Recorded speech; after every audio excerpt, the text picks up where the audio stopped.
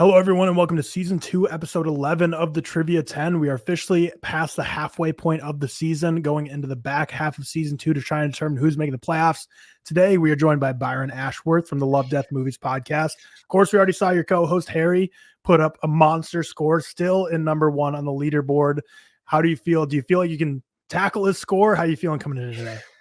I knew that question was coming if I could beat Harry or not. The answer is no. It's a very solid no. There's absolutely no way. Harry's the biggest nerd I know. So him getting number one doesn't surprise me at all. Yeah, I knew he was a trivia great coming into this, but he even exceeded my expectations. But we saw last season we had three members of the Looks Like a Movie podcast make the playoffs. Maybe this season is Love, Death, and Movies podcast time to pack the playoffs with the podcast members. But if you're not subscribed by now, make sure to hit the subscribe button. I'm posting these new episodes every Tuesday and Friday of the Trivia 10. Here's the current look at the leaderboard.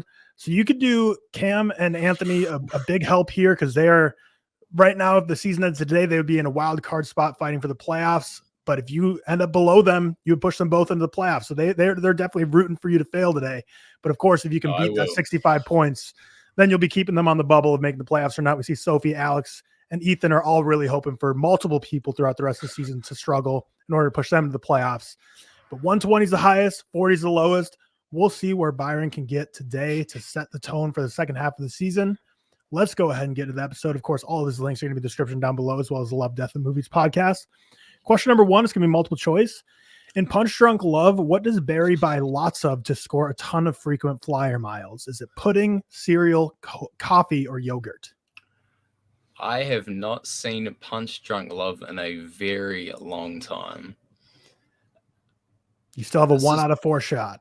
This is honestly a guess, but the most logical in my mind is C, coffee. It is not coffee. It is pudding. So no points on the first one. I think that's one that you either have to watch it recently, otherwise it can be hard to remember. But Barry scams the system with pudding, gets millions of frequent flyer miles. Going on to question number two, another multiple choice, which, you know, you are in New Zealand, so this might be tougher than it would be for an American. But what Massachusetts university does Will Hunting work as a janitor for? Is it Boston College, Harvard, Boston University, or MIT? These are all Boston area colleges and Good Will Hunting. This has to be another guess. This has to be another guess. I have no idea. Are any of these jumping out at you as like clearly it can't be that? So when you read the question, when you said university, I said Harvard. It was the only thing that came to mind, and it is coincidentally an available answer. Boston University and Harvard are like the only two that I believe I've even heard of. I'm gonna go B, Harvard. I have no idea. It's a good guess, but it's MIT. Harvard and MIT are basically across the street from each other, both in Cambridge, Massachusetts. Harvard is what The Social Network is in. Harvard is in the movie as well. It's where kind of the douchey people at the bar go when they do the "How about them apples?" But MIT is where he is a janitor at. So no points in multiple choice. So on one hand, we're 0 for 2. On the other hand, there's 150 total points to get in this episode, and only 10 points were gone through the first 2 questions. So you still have a lot of life ahead of you. Going into the general trivia questions now. Before joining old friend Ephraim Diveroli in the arms dealing business, what was David Packhouse doing to earn money in War Dogs? So Miles Teller's character, what was he doing before he became an arms dealer with his buddy Jonah Hill in War Dogs? He was, first of all, I love this movie. I think War Dogs is like one of the more underrated movies of that year. I think both Jonah Hill and Miles Teller are absolutely amazing in it. David, I believe he's a massager for rich people, and the second is he attempts to sell bed sheets. Both at the start of the movie. I believe it opens with him massaging rich people. I don't know what the proper term for that is, but no, you're right. Masseuse is correct. I honestly, when I wrote this question, totally forgot about that. He was also selling the bed sheets, but you even locked in masseuse. So I was going to give you points either way, but you locked in with the one. Look at that, 10 points. You're going to start a hot streak now. I feel it coming. But he was a masseuse before he changed careers pretty drastically. Going on to the next general trivia question. What is the name chosen by the AI voiced by Scarlett Johansson in Her? So what is the name? What is her name in the film? Scarlett Johansson's name in Her is I believe we did Harry Ashenar in the Love, Death and Movies pod. We did a draft of the best couples, and this was one of my picks. I don't know if it was going to get vetoed because I thought it was a very good pick. But I believe, off of memory, her name is Samantha. Her name is Samantha. So multiple choice, you get 25% chance of getting them right. You didn't get any of them. Trivia where you can throw out any answer in the world, you're getting both of them. So the unconventional route to earning points, but you've gotten 2 correct now. You're at 20. Going into question 5, the last of the general trivia questions. What is the name of the energy drink that Danny and Wheeler are salesmen for in Role Models? Oh, God. I remember the sequence too. First of all, Role Models, maybe the most, or at least one of the most underrated comedies of the 2000s. I believe it's 2008. Something like that. I watched it all the time growing up, but I don't really hear anyone talking about it anymore. It's so good. Their drink. I remember the can more than the actual title. Name of the energy drink. Nothing is coming to mind here. Gonna have to pass. I have no idea. That's fair. It's a tough one. I was hoping you were going to be able to think of what the mascot was, that he was wearing the Minotaur costume. Yes. Minotaur was the right answer. That's right. They had like a lifted truck. They had the mascot, all the cans. I think their piss turned green, if I'm remembering correctly, from the energy drink. But we're at 20 points here through the first half, and there's still 110 points up for grab in the second half, going into the matching game now. First up is going to be the box office edition. So you're going to have to tell me which one of these movies is which. We have John Wick, the first one, Horrible Bosses, and Ready or Not. We have a budget of $25 million that made $86 million, budget of $42 million that made $209 million, a budget of $6 million that made $58 million. Match these up. Okay. I knew I should have studied this in particular because numbers I really do not keep track of. The cheapest one to make, I feel is surely it's not John Wick. Because John Wick, just the cast alone is going to fork out a lot of money. Horrible Bosses, I can't see having a very high budget. So the global box office, 209 million. I don't see Horrible Bosses making that level of money. And for me, just that 209, shout out Nate Diaz, would properly fit John Wick.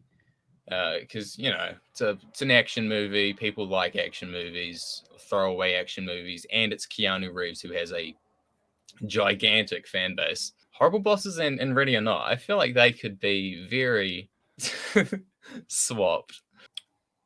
25 versus 6. Honestly, I could do a Harry and just flip a coin. I'm going to go John Wick number 2, Horrible Bosses number 3, and Ready or Not number 1. Unfortunately, none of those is correct. John Wick, the first one, did not make a lot of money. The John Wick franchise in general isn't a massive moneymaker. Horrible Bosses, the cast of that one cost a lot of money, $42 million there. The supporting cast. 200 plus million at the box office, surprising. Then Ready or Not was a lower budget horror that didn't bring him much money, even though it does have a massive cult following at this point, and there will be a sequel. 0 points, but let's see if we can get the vibes back on the next matching game here, which is going to be Rotten Tomatoes, which we're going to have World War Z, Scooby-Doo 2 Monsters Unleashed, and Public Enemies. And we have a 23 critics, 41 audience, 67 critics, 72 audience, and 68 critics, 59 audience. 2 of these being pretty close, one more favorable by the audience, and one being a little bit of an outlier. Yeah, see, so initial thoughts was the 23 and 41% would realistically belong to Scooby-Doo 2. But I can also imagine that I feel like World War Z was not particularly loved by most. I think I have it at 4 stars, and I think I have the highest out of my mutuals. So I really don't think people love that movie, but I'm gonna try. I hate the saying "trust your gut" because my gut always lies to me. I prefer to trust what my brain says. But my initial thought was that number 1 belongs to Scooby-Doo 2. The audience 59% score is really throwing me for a loop. So I'm going to go Scooby-Doo number 1, World War Z number 2, and Public Enemies number 3. Because I don't know, Public Enemies is giving me a weird feeling, but your gut was right. 15. You got perfect on this one, all 3 of them. I feel like when you were thinking through that, your gut was almost telling you to flip World War Z and Public Enemies, but you stuck with 2 for World War Z, which, they're similar critic scores, but I think World War Z zombie movies are kind of hard to be not a crowd pleaser at the end of the day. But you got 15, needed those points, got those points. You're at 35 now, so you just need 5 points for the rest of the quiz to not be in last place. And you have 80 potential points you can pick up. So you're sitting in a good spot. You really needed those points. You got them. Going into question number 8, where there's going to be 2 answers for this question. You're going to get 0 points, 10 points, or 20 points as a result. Question is, what are the names of the 2 rival Barden a cappella groups in Pitch Perfect? Which you can see on your screen. What are the names of those 2 a cappella groups? So I actually, when you asked me to be on here, I knew you were going to throw a Pitch Perfect question in there. But I did not expect you to give me those 2 groups. I thought you were gonna try to pull a fast one and give me the 2 side character groups, which I would have probably got wrong. High Notes and someone else. But that is the. Do you want the full name? Because I could say the Bellas and then the Treblemakers. That's what I've written down. Yep, the Bellas and the Treblemakers, 20 points. Figured as far as question 8s go, that was a little easier compared to some others. But like I've told other people, I try and make the overall quiz 1 through 10 the same difficulty. So someone's question 4 may be way harder than someone else's question 4. Someone's other might be easier. But I think this one, it's like if you're a Pitch Perfect true fan and you got that wrong, you would be a fraud. You got it correct. Cam Walsh carrying the load. Yep, you and Cam Walsh carrying the Pitch Perfect banner. You're at 55 now with 2 questions left. So you have a real opportunity here to bump up into the playoffs and lock it in already, even with 9 episodes left. We got Ride the Bus now. This has been the toughest question of the entire season so far. People have been getting out left and right immediately. The movie you're going to get is The Wrestler, which is an average rating on Letterboxd of 4.1.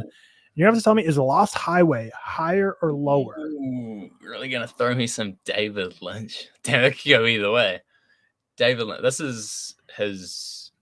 Out of the 4 movies, the whole 4 movies that I've seen, it is in my opinion the best. Natural Instinct says it is lower than a 4.1, and I'll lock that into. You're alive. You're still alive. 5 points locked in. 4.0 is the new baseline. 4.0 for Lost Highway. Is Thelma and Louise from director Ridley Scott higher or lower than 4.0? Okay. Maybe his most underrated movie. For those who haven't seen it, please do so. Great. It is. It's a 4.5.